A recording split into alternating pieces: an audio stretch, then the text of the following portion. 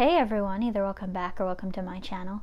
And in today's video, I want to talk about how when I experience migraines, it's like a complete sensory overload. So before I get into any more details, time for the intro.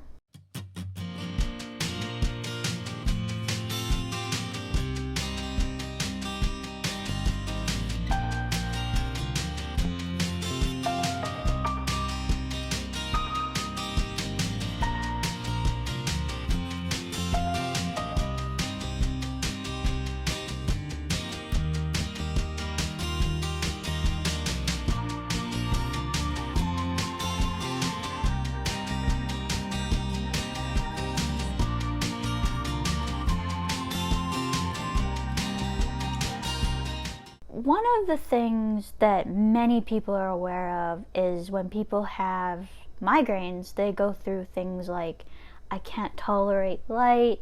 Some people may even know that that person can't tolerate much sound.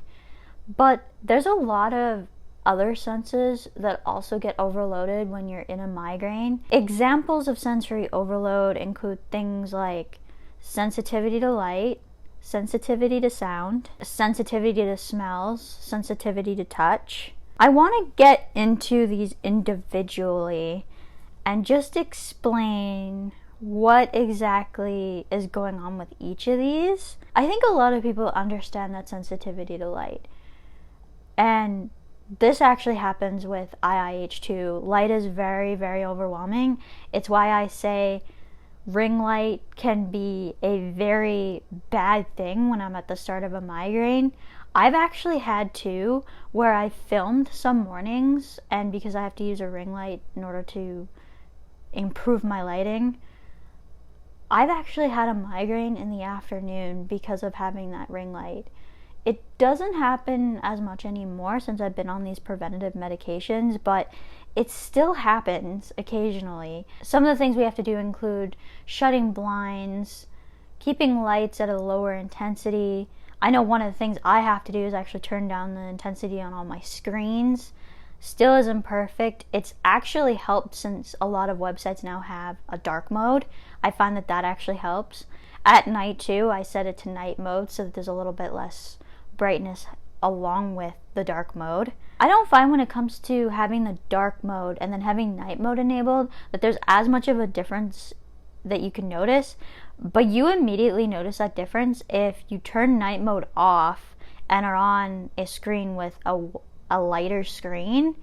That's where you tend to notice it. I haven't really noticed it though with the dark mode enabled, but I have on both just because it helps me be able to use my screens. One thing I don't think a lot of people understand with the light sensitivity though is that lights can hurt so much in those phases, especially at the start, that you can't even keep your eyes open. Like, it physically hurts to keep your eyes open. The second one I want to talk about is sounds are also something that I can be sensitive to.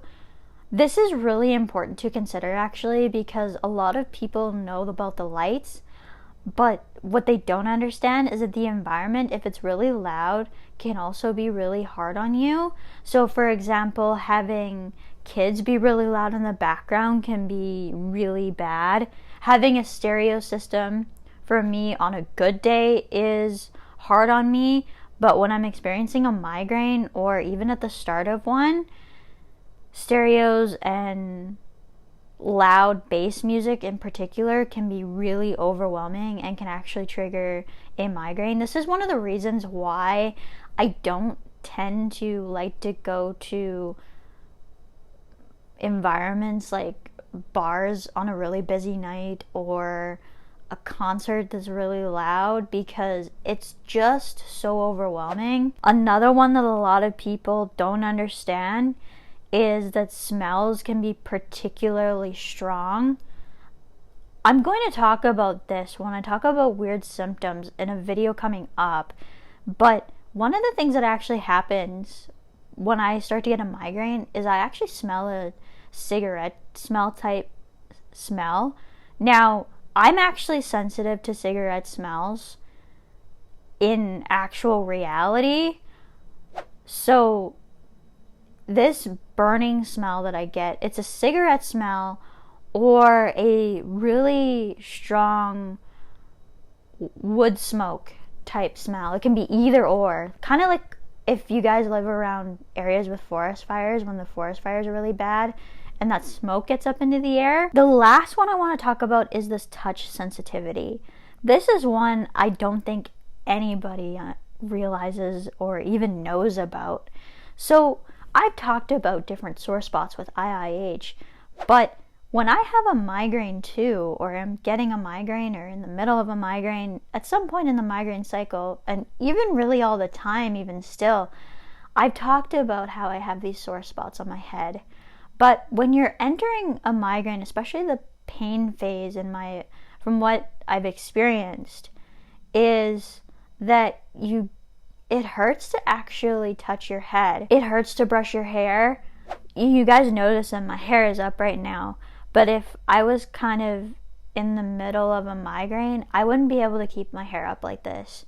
It just hurts too much. And actually, too, what will likely happen when I'm closer to the end of the day is I'll take my ponytail out, because after so long of being so tight, my head will feel really, really sore, especially where the ponytail is pulling the most. I love having my hair long, and I like having it pulled back when I'm filming because otherwise the hair just rubs on the microphone. There are some times where I'll just have my hair down because it's the most comfortable. The touch sensitivity has been something that's been true with both IIH and migraines. I think it's really important to say that there's a lot more than just light sensitivity that is happening. Experiencing a migraine is like experiencing a huge sensory overload. There's just so much happening that you're experiencing, and it's all happening at once. It's actually really hard to I can go over each one individually, but unless you actually experience migraines yourself, it's really hard to explain how those dynamics are actually working together, how each of these different senses are overloaded at the same time. If you're enjoying my content, please feel free to subscribe. Remember that it's completely free. It just allows us to reach more people with IIH and migraines. When you're subscribing, don't forget to hit that notification bell so you never miss any of my upcoming future content. If you enjoyed this particular video, be sure to give it a like. If you're watching this on Facebook or Instagram, be sure to like and follow. And as for now, that's it for today. Bye everyone.